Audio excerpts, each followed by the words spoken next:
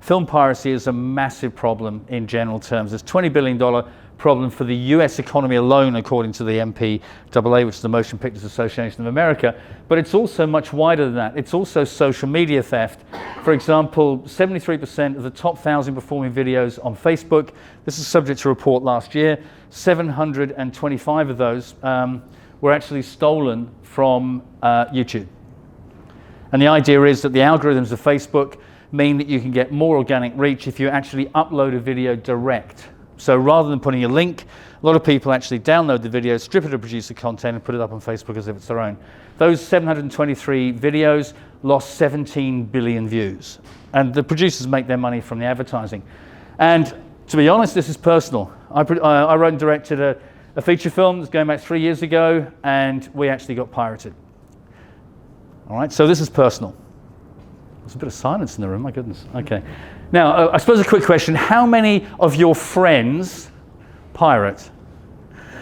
Your friends? I mean, obviously you guys don't, because you're straightforward and honest, upstanding. Yeah, okay, nervous laughter. All right. A lot of your friends pirate. Okay, that's fine. That's fine. So what we're trying to do is a decentralized registration, anti-piracy, and distribution platform. With our ambition is actually reduce global video and video theft by 80% over 10 years by hitting the drivers of piracy and not just the symptoms. You know how a lot of it is about sort of the whack-a-mole type of idea, you've been a naughty boy, forget it, etc. We're trying to hit the drivers. And it's really the drivers come from this key thing, especially here in Australia, right? It's about giving access to content when you want, how you want, as a price point that's fair. I mean, when Game of Thrones first came out of here, I'm sure a lot of your friends, again, because your friends couldn't get access to the content, a lot of your friends pirated the show. I mean, I'm a big fan of HBO, the Silicon Valley. Has anybody seen Silicon Valley? All right, it's a great show, right? Now, to buy it here, you've got to be part of a big package. Now, I just want to see each individual episode. Now, I know 10 sites that pirate it. I will not go there for obvious reasons. That would be pure hypocrisy. But I know where they are. And I'd far rather say I'd rather pay $2.50, $3 an episode, for example. And if I could do that, I'd be happy, and I think a lot of people would. So that's the driver for what we're trying to do. And it's also improving trackability and deterrence, because fundamentally, a lot of people pirate because they can. Let's be honest. That's the reality, because it's easy to do so. And so it's about giving access, better access, but also improving the trackability and deterrence. So that's the mission statement, if you like. And I guess the way in which we're doing this, if you think of the very much distributed ledger that the blockchain's all about, it's the idea that the content producers will pay to be permanently registering their content and associated rights, and then we digitally fingerprint those videos referencing those rights. Okay? That's stage one. Stage two is that we can actually read those digital fingerprints. Now, how many of you have heard of SETI, the Search for Extraterrestrial Intelligence out of Berkeley? Okay, a few. The idea is that Berkeley send these signals out into outer space to search for intelligent life. Okay, then they come back. They don't have enough processing power, so they filter it out to 3 million people across the globe. So what we're doing is essentially, we are doing the SETI for registered content. So we'll actually go hunting for registered content in a decentralized structure. Okay? And the overall idea is that it's not just pirated content, it's also about registered content. If you think of advertising agencies and marketing agencies, when they've got a video, once it's outside of YouTube or Facebook or Twitter, outside the major social platforms, they've got no idea where it goes. No idea of tracking or measuring that. This type of structure will enable that. Okay? So the way that we actually do it, typically each node, and notionally this is going to be, we're trying to bring the creative community together to solve the problem the creative community has. And the idea is that each node will use their surplus computing power and bandwidth, typically off-peak.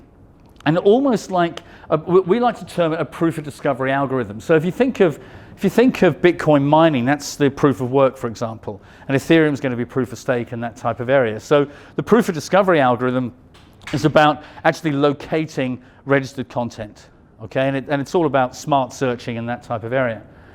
And the third part is that because we've actually got an anti-piracy platform of people who are actually helping us to find registered content, we flip those guys on the head to actually make them a white hat peer-to-peer distributors. So if you think of BitTorrenting that your friends do when they pirate movies, It's the same style of technology, but it's white hat. And we're about to announce, it's probably best if I take questions at the end, I think, because we've got about 15 minutes, if that's all right. Yeah? We're about to announce a partnership with a deep tech company that has had some technology approved by one of the film studios. Now, it's not been, we can't publicly announce it yet, but as soon as we do, we'll let you know. But it's trying to leverage that white hat peer-to-peer distribution. And the overall idea is the final place is to create a decentralized marketplace where we actually we bring the content producers directly through to the market influencers. And I always reference the case, especially in Australia. Do you remember the Mundine Green fight that happened back in February time? Where the local broadcaster was charging $65 to watch it on TV, and there was a guy who Facebook Live to 150,000 people free of charge. Remember that story? And it's the idea that we sort of thought, well, how could we not get the content directly through to the market influencers who actually have a tribe of people, for example, that like boxing? With the idea if there's 250,000 Twitter followers and 20,000 people say, we'd like to watch the match, but we're only prepared to pay $10, and the producer can then make a decision to say, do I want $200,000 worth of income or not? And a market can be established. So we're trying to look at the idea of how can we actually give people access to content when they want, how they want at the price point that's fair, but also looking at the idea of the trackability. And I have to say, is anybody thinking about doing an ICO, first of all? 1, 2, 3, okay, 3, 4, 5, okay. Prepare yourself. It's not easy. It's not as easy as everybody thinks by a long shot. I think the key thing is it's all about time and timing in terms of, for example, we actually launched on August the 14th, 2 weeks ago. Now on August the 1st, SegWit happened, when the change in Bitcoin. Also had the situation that there was a market crash only 3 to 4 weeks before where the market fell by 50%. So at that particular time, what do people think? I was two of us were over in New York for the Consensus conference at the end of May. And on the Thursday prior to that, there was the Ethereal Summit. And then on the Thursday was the Token Summit. And at Consensus, you just saw all the phones constantly going, beeping, beeping, beeping with reminders. Oh yeah, it's obviously, the trading signals that actually hit. And there were high fives everywhere. Everybody was just, super excited. And on the Wednesday, I sold 50% of my portfolio. And I lost money on the other half. But if I hadn't sold that, I would have lost a hell of a lot more.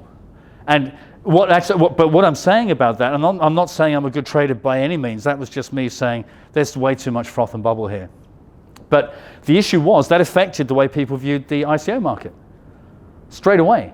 We were talking to a number of big ticket investors, and they were sort of saying, yeah, well, hang on a second, we're just going to wait and see how this pans out.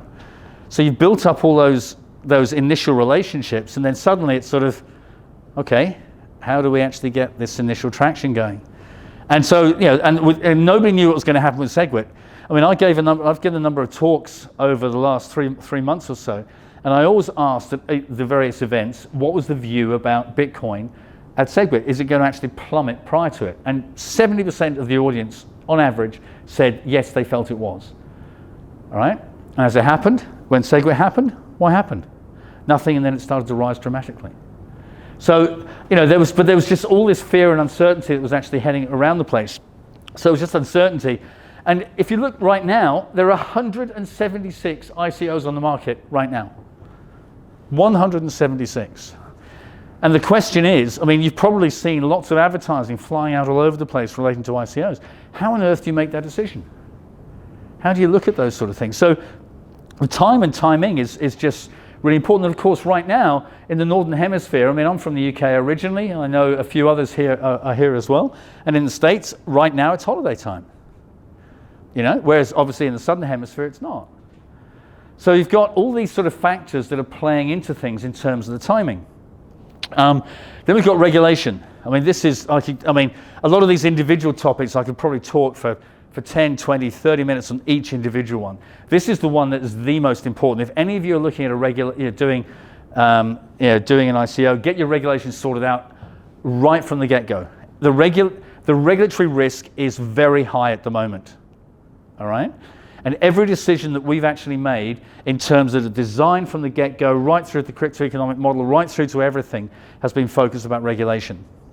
Because, I mean, how many of you saw the release from the SEC that came out about 4 weeks ago?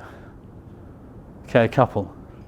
And there was, I mean, basically the SEC came out and said that the DAO from last year was actually a security.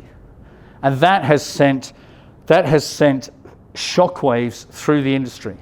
So much so that Bitfinex now, out of Hong Kong, immediately, I think it was last weekend, or no, week before last, sorry, they said they will not take any US citizens on. And all US citizens within 90 days have to come off the platform.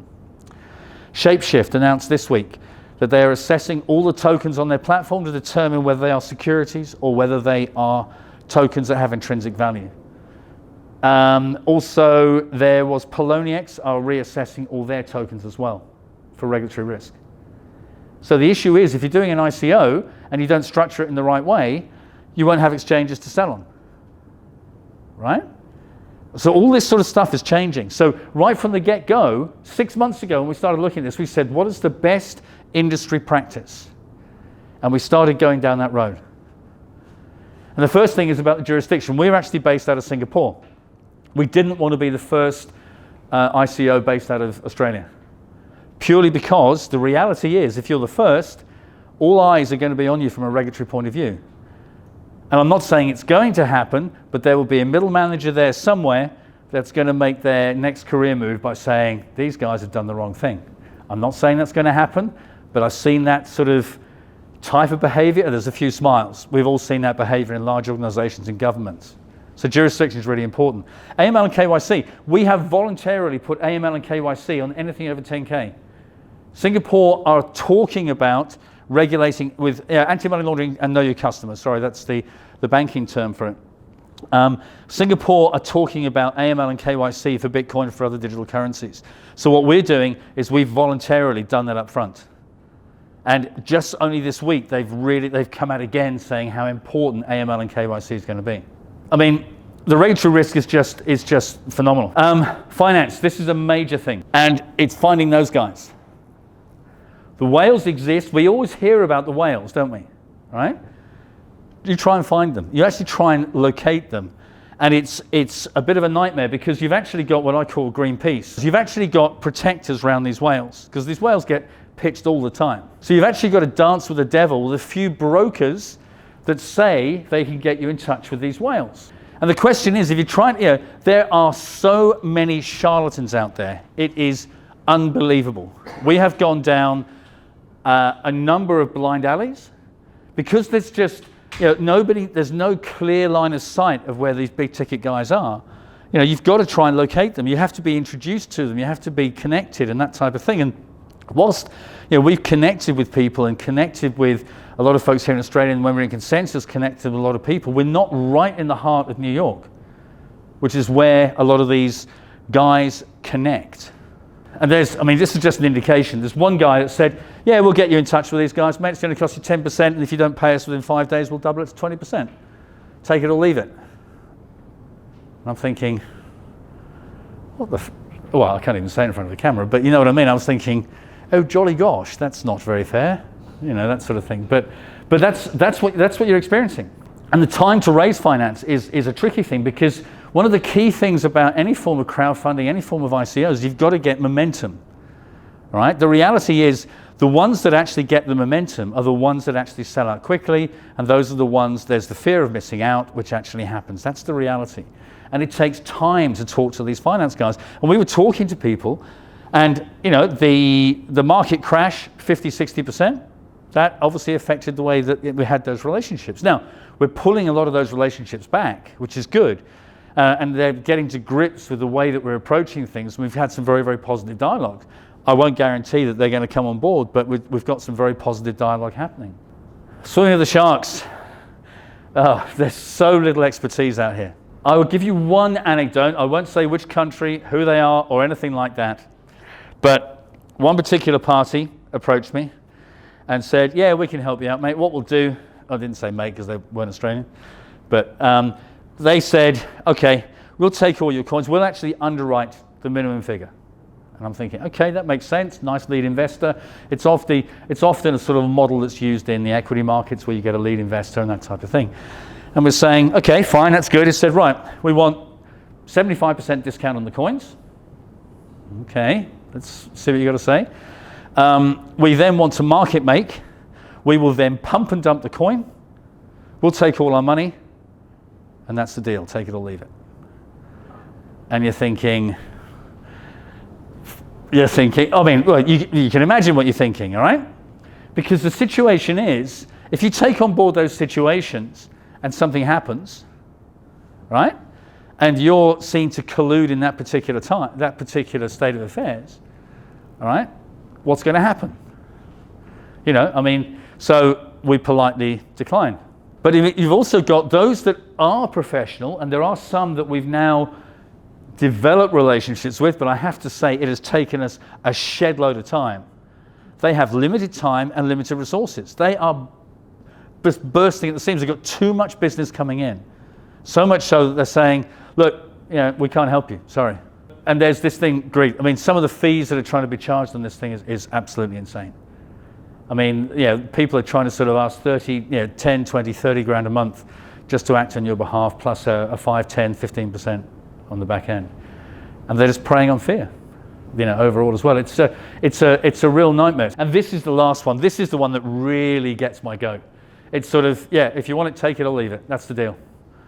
And you think, okay, there's got to be a way. So if there's anybody that you know in the financial space that's got a professional attitude, there is really good money to be made by doing it professionally and getting a reputation. Right, market sentiment, this is so important. I mean, it's very fickle. As soon as there's any hint of anything negative, when the Piracy wallets were hacked, going back 3-4 weeks ago, we were talking to various investors, you know, a new guy that we've been talking to for a while, his wallet was hacked. Not with a massive amount of money, about 10, 15 grand or so, but he's saying, how can I possibly consider investing now? I just don't trust this technology. Now, the market chases momentum. We're talking with a Chinese exchange, and they're very much sort of saying, yeah, we can sell out in, we can sell, in inverted commas, your coin and get it sold in a day, providing we've got momentum.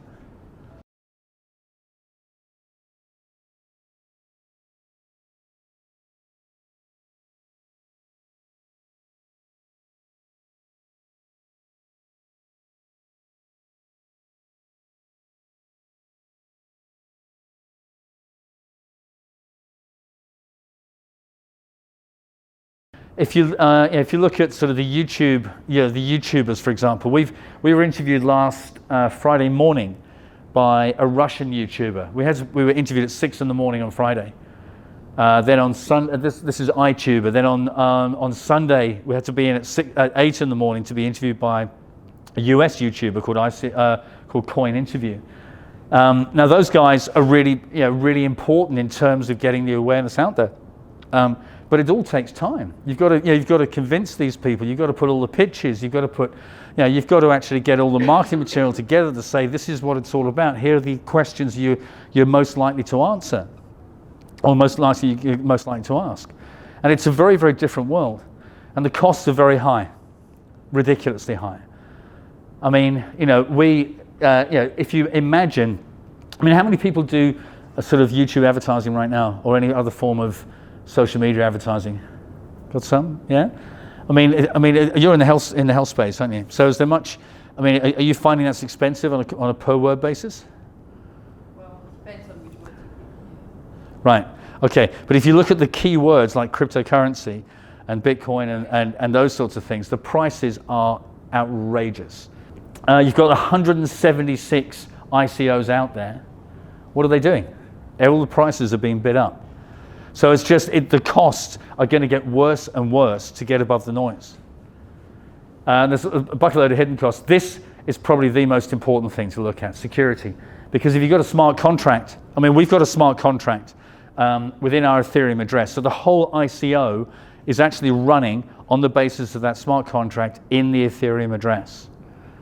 Now, it's an intensive bit of code, about 700 lines of code, which has been, we subcontracted the writing of the actual code to a respected third party, and we've had that audited by a guy called Boki Duda, or Boku, who's the number 2 in the Ethereum tech stack, to actually, to audit those things. But these things all cost money. But it's so important. And if you look at all the hacks, I mean, did anybody invest in or get involved in CoinDash when that got hacked? Anybody do CoinDash? $7 million was taken out of that when people hacked into the website. There was one just, what was the one from yesterday? Was it Enigma? Enigma, where they hacked into the website and into the Twitter accounts.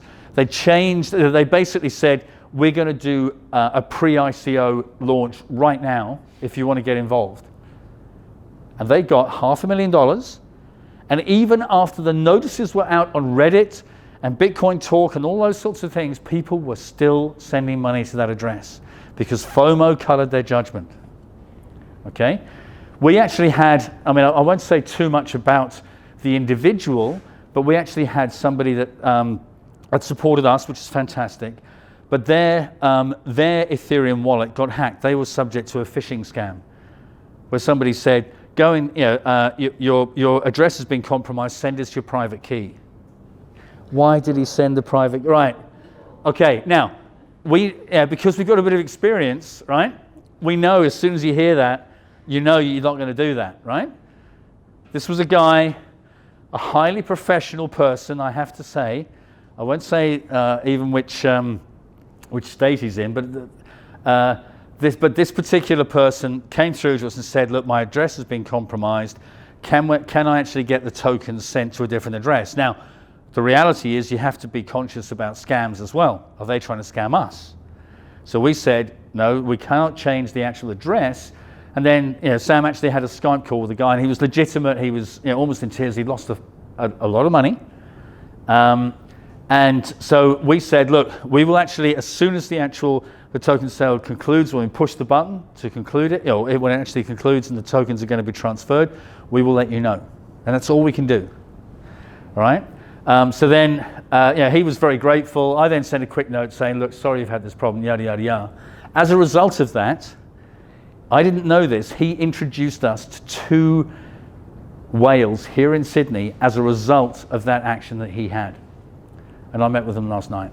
And I was just blown away when I found out where we were actually connected to those guys. But security is an absolute major thing. It's about get advice. Get advice and get advice. I mean, we've spent a lot of money on advice. A lot of money. But it's such an important issue. Because if your ICO gets hacked, that's your credibility's completely shot away. Now, I'm not saying that we're not going to get hacked. I mean, we've done everything that we possibly can to mitigate that. And there will be somebody somewhere that will say, oh no, pay to this address, don't pay to this address. We've had they'll put a posting up somewhere. We've put it in all our social media channels. The only place that we will actually ever tell you about the Ethereum address is in our website at the token sale address. And this is under the guidance of the security guys. These are all the sorts of things that are going on. It is worse than the Wild West. It's worse than, who was around in the internet in 1995? That's the 1995, 96 area. Right, it's just like them. And this is the key one. This is the key thing that's the biggest challenge. It's the energy. We have been working 80, 90 hours a week for the last 3 to 4 months. And that is hard work. I mean, we're enjoying it, but it is hard work. I mean, I have really well and truly earned these bags, I promise you. All right? And when you're being interviewed at 6 in the morning by a Russian YouTuber, and then on, where was today? Thursday, on Tuesday night, I was talking to a major group of investors in India till 12:30 at night. That's the way it works. And you've just got to have the energy. You've got to be on top of your game every single time. So it's long hours. I mean, we've been at a whole variety of conferences. You've got to fly in the time zones and the, I mean, I know a couple of you are regular flyers, but it's so tiring. And the time zones, I mean, if you're trying to sort of communicate with different time zones, I mean, we had a Skype meeting yesterday, a guy in London and a guy in Las Vegas and ourselves in Sydney. The guy in London was talking to us at 2:30 in the morning. Really professional group of people, one of the first that I've found in a long time.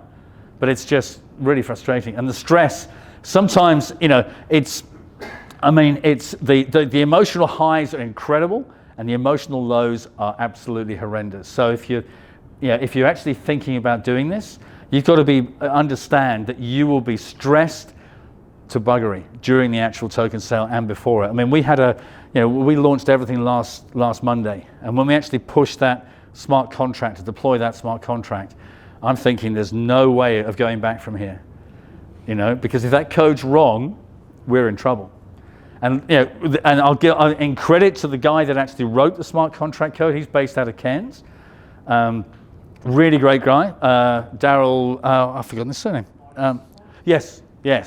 Really great guy, a great person, and a great developer.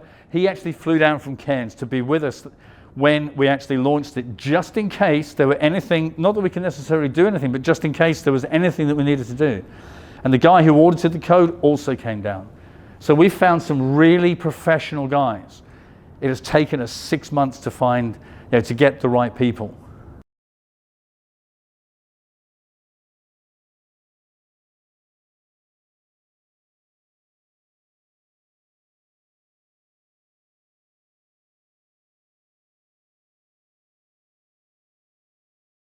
I mean, the overall aim is that we view piracy as a spectrum. You've got the softcore pirates over here, and the hardcore pirates over here. The hardcore guys, the ones that are constantly switching servers, doing VPNs, doing a whole variety of stuff, we can never hope to touch those, realistically speaking. Right? You've got to throw the FBI, and you've got to throw those sorts of resources. We're very much looking at the structure of saying, how do you get access to content when you want, how you want, the price point is fair? Because I think realistically, if we actually got access to content that we liked, I think most reasonable people actually recognize that producers have to get paid. And it's one of those things, just to give you an example, that we interviewed a filmmaker down in Melbourne who made a great Aussie film, The Legend of Ben Hall, which has just got distribution. They've got great distribution in Germany, and the Blu-ray's coming out in America. 50% of all his downloads are pirated. And he's an independent filmmaker. He's saying, I cannot make a second movie. And if you replicate that across the music industry, across the photography industry, across any form of other creative industry, you're going to have people that are just going to disappear. Those creative voices, those cultural voices, and those controversial voices.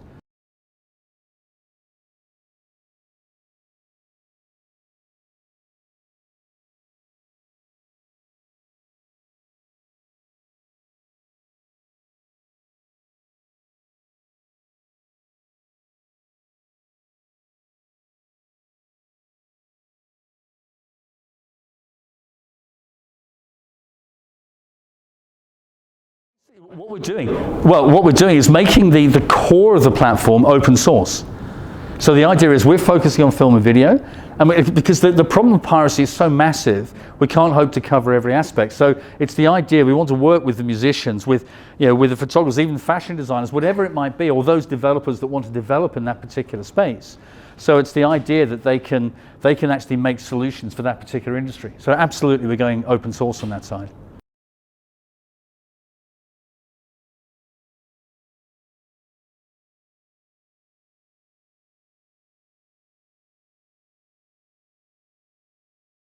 In terms of liability, the questions about liability. I mean, there's not a great deal we can honestly do. We have to mitigate as many risks as possible. I mean, in terms of professional indemnity insurance, because we're not providing a service.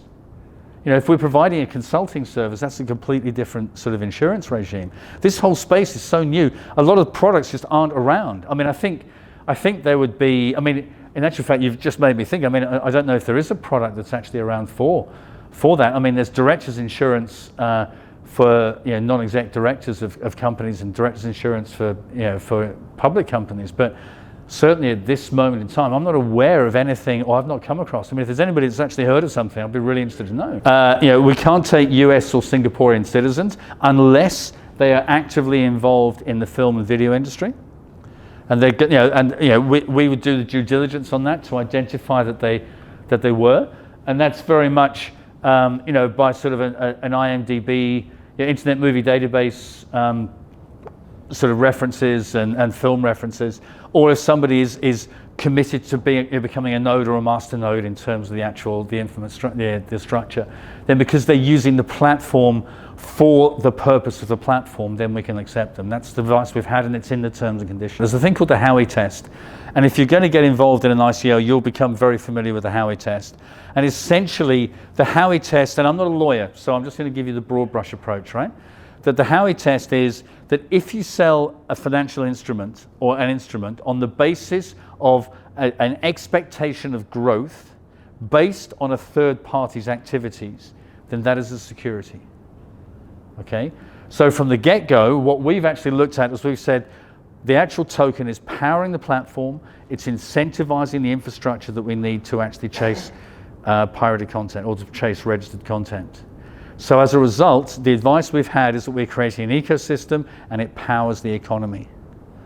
So from that side, the advice that we've certainly had is that we are not expected to fail the Howey test. Do you know which other ICOs are happening in Australia? Is there one that's going to do it first? There's one, the Power Ledger, I think, is coming out. There's one at the end of September, which is a health one, the one in Queensland. I forget the actual what he's actually name of the name of the entity right now. They're doing it in Australia, not in Singapore or somewhere else. The Power Ledger, from what I understand, and I've only seen this in the press, so I haven't done any due diligence. I mean, I haven't actually personally even looked at in any depth at any white papers for the past 3 months because we've been so heavily involved in ours. I haven't invested in any ICOs or supported any ICOs for the last 3 months. So I haven't gone into the granularity of Power Ledger. Does anybody know if Power Ledger are doing it as an Australian ICO? They say they are. Anybody know? I've seen it on the news too that people claim that it's the first ICO in Australia, but yeah, I thought you were a bit before that.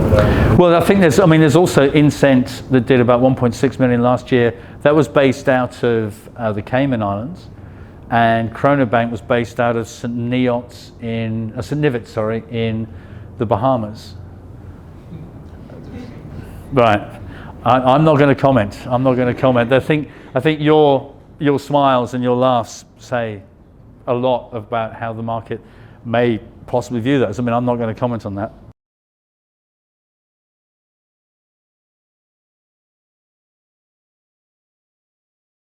Our lawyers are Gilbert and Tobin, I have to say, and Gilbert and Tobin have been first class, I have to say. They have spoken with Singaporean lawyers. They've got regular dialogue with US lawyers.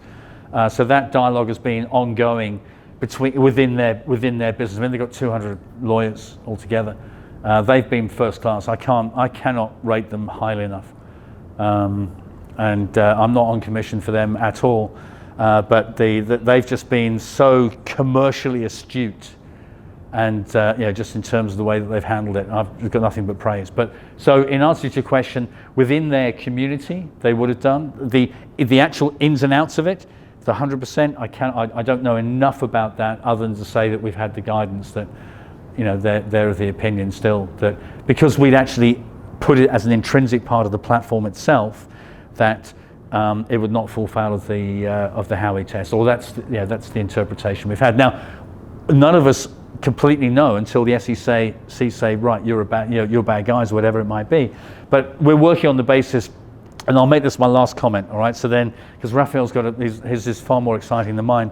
But the biggest concern that I have is that there are lots of ICOs out there that are definitely selling securities. And I think, for me, the one that typifies it, and I hope I am wrong in what I'm about to say. Anybody familiar with the stocks ICO? The one that Mayweather promoted. And then if you saw, there was an Instagram photograph with him with a big table full of money.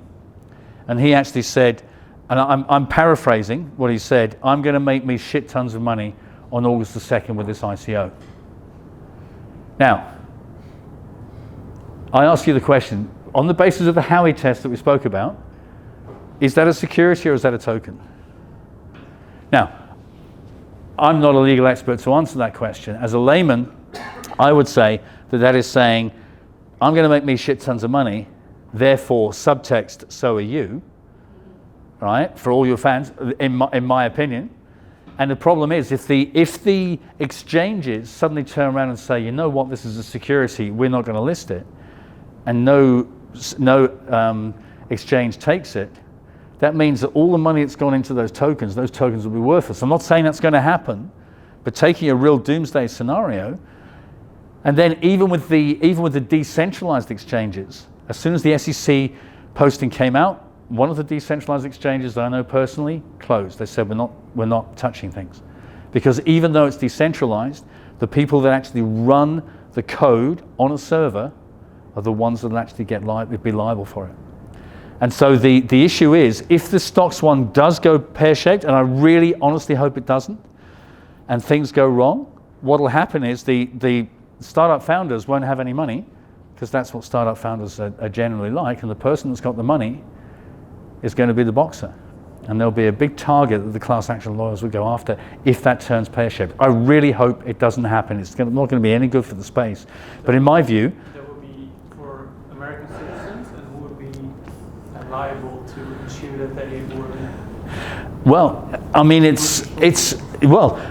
if you think of the DAO, when the DAO went wrong, people were looking at who do they sue? Do they sue the promoters? Do they sue the code writers? Do they sue the auditors? This type of thing.